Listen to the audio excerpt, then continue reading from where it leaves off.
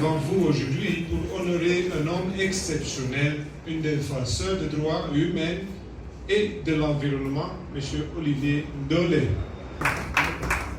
Ce jour international des droits humains, je suis particulièrement fier de remettre le prix Tulipe pour les droits humains à une personne dont le courage et la détermination illuminent le chemin vers un avenir meilleur pour notre planète. M. Ndolé nous a montré l'importance cruciale de la défense des droits environnementaux dans les communautés en RDC et on vient de voir un film qui a montré comment beaucoup de gens essayent de faire cette lutte à sa manière et vous le faites à votre manière. C'est dans ce contexte que M. Ndolé a su marquer son engagement et sa bravoure en militant et luttant pour la bonne cause de la protection de l'environnement. M. Ndolé, votre engagement indéfectible en faveur de la justice sociale et environnementale est une source d'inspiration pour nous tous. Vous avez preuve d'un leadership remarquable défendant les droits des populations vulnérables en luttant contre les atteintes à l'environnement et en plaidant pour une gestion durable des ressources naturelles. Votre travail met en lumière les enjeux cruciaux auxquels notre pays est confronté et rappelle à chacun d'entre nous que la protection de notre environnement est intrinsèquement liée à la protection des droits humains. Les Pays-Bas sont fermement engagés à soutenir les défenseurs des droits humains à travers le monde. Le prix Tulipe est une reconnaissance de l'importance de ces efforts et un appel à l'action pour tous ceux qui croient en un avenir où les droits humains et de la durabilité environnementale vont de pair.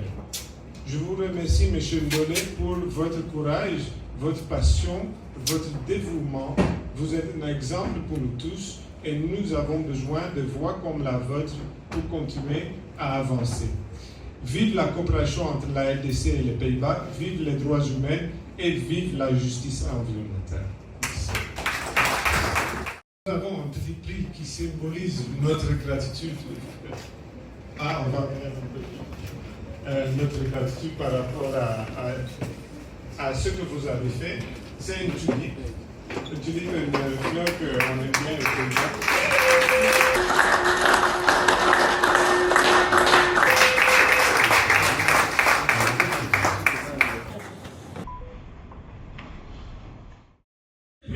Tulipe décerné à ce jour à ma personne, c'est un effort collectif.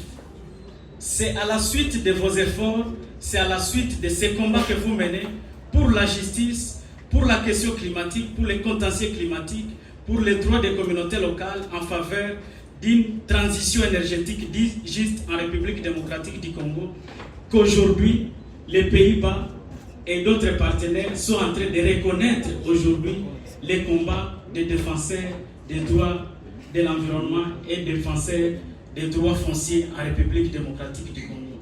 C'est donc juste que nous avons reçu ces prix, mais c'est grâce à vos efforts. Nombreux ont été tués, nombreux sont en prison à cause de la défense des questions de l'environnement. Je me souviens déjà à partir de l'année 2015, et je remercie encore une fois les Pays-Bas qui m'avaient accueilli lorsque j'ai traversé des moments les plus difficiles de mon engagement. C'est les Pays-Bas qui nous avaient protégés et c'est les Pays-Bas qui a été notre premier partenaire. Et donc aujourd'hui, ensemble avec tous les défenseurs, les militants climatiques, nous sommes obligés encore une fois de reconduire les reconnaissances par rapport à cet amour, par rapport à cet engagement en faveur des défenseurs de l'environnement, par rapport aux défenseurs climatiques. C'est aujourd'hui que nous sommes en train de voir que les héros qui nous ont quittés, ceux qui sont en prison du fait de la défense de la question climatique, et ici, avec votre autorisation, observons même des secondes de silence en mémoire de M.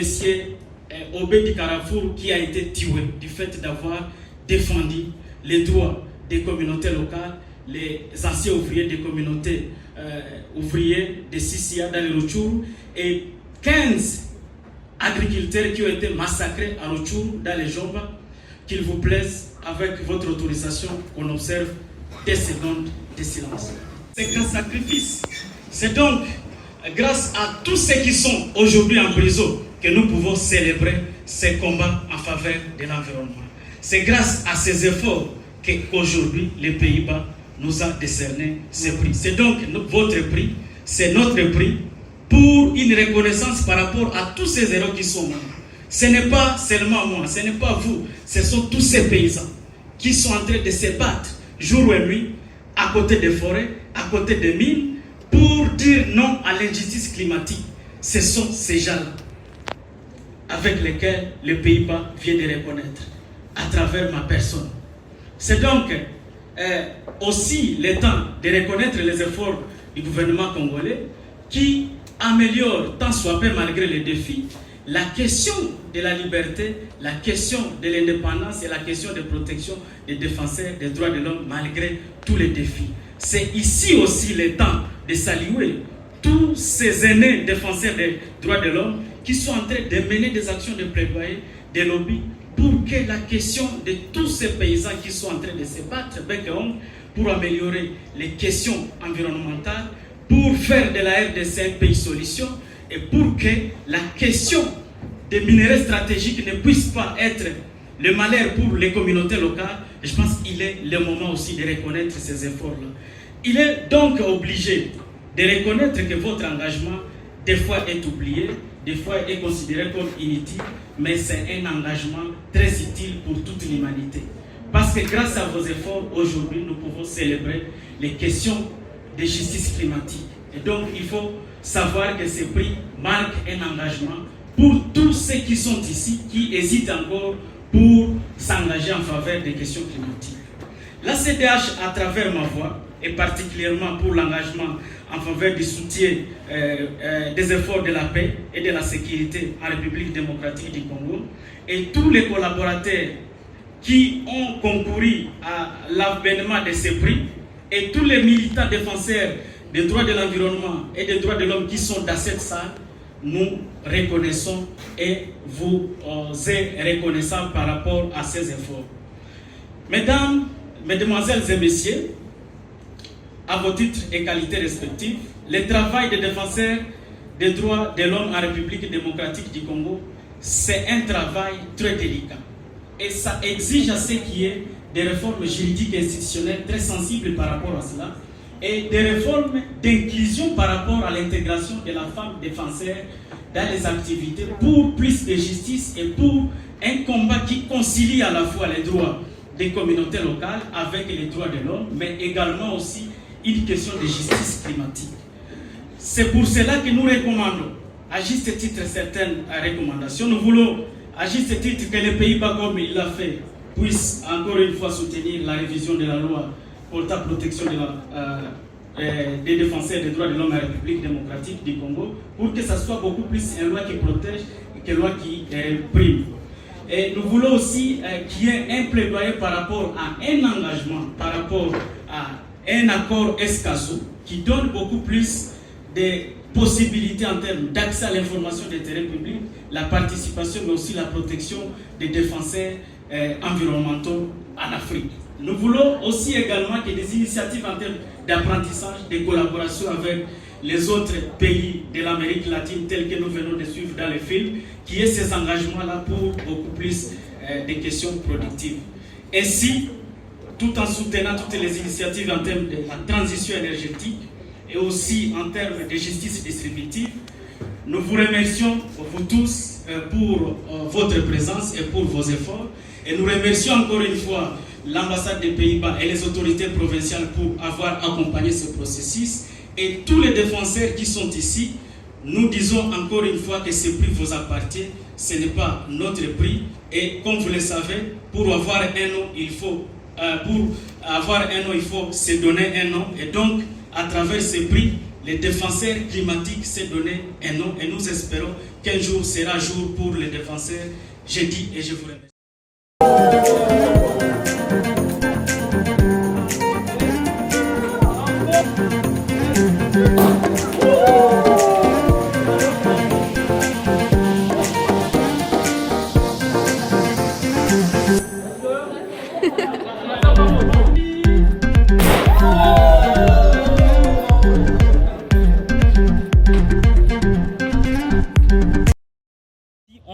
protège la nature, nous pouvons gagner beaucoup. Et toutes ces entreprises qui sont en train de naître dans la ville de Goma, c'est grâce aux efforts en termes de transition énergétique sur les questions, par exemple, des énergies renouvelables. Et donc, on ne peut pas dissocier l'environnement avec les droits de l'homme. L'environnement, c'est un droit de l'homme, c'est quelque chose d'indissociable. Et donc, on ne peut pas avoir une conception où on veut mettre d'une part l'environnement et d'autre part les droits de l'homme. La préoccupation, c'est la communautarisation du débat sur la question de la transition énergétique. Est-ce que quand on parle de la transition énergétique, quel est le contenu exact de la transition énergétique? Quel est le contenu national par rapport à la transition énergétique? Faudra-t-il avoir une transition énergétique qui donne des solutions au niveau international et non des solutions au niveau local? Et je pense que le problème qui se pose actuellement, c'est le fait qu'il n'y a pas une conceptualisation de cette question de la transition énergétique où les minerais stratégiques sont une solution pour les pays qui sont en train de fabriquer par exemple les batteries électriques, mais un problème par rapport, si vous voulez, aux paysans où les minerais sont exploités. Et donc, je pense que c'est ça la problématique. Et l'autre aspect, c'est le fait qu'il n'y a pas, si vous voulez, une capitalisation de ces débats au niveau international. Comment la RDC se positionne au niveau international pour imposer une diplomatie beaucoup plus environnementale, une diplomatie de la transition énergétique pour imposer les grands pays qui ont besoin de nos minéraux stratégiques à adhérer à nos causes en termes de politique internationale. Et je pense que ce sont les grands problèmes. Et les autres, c'est beaucoup plus ça.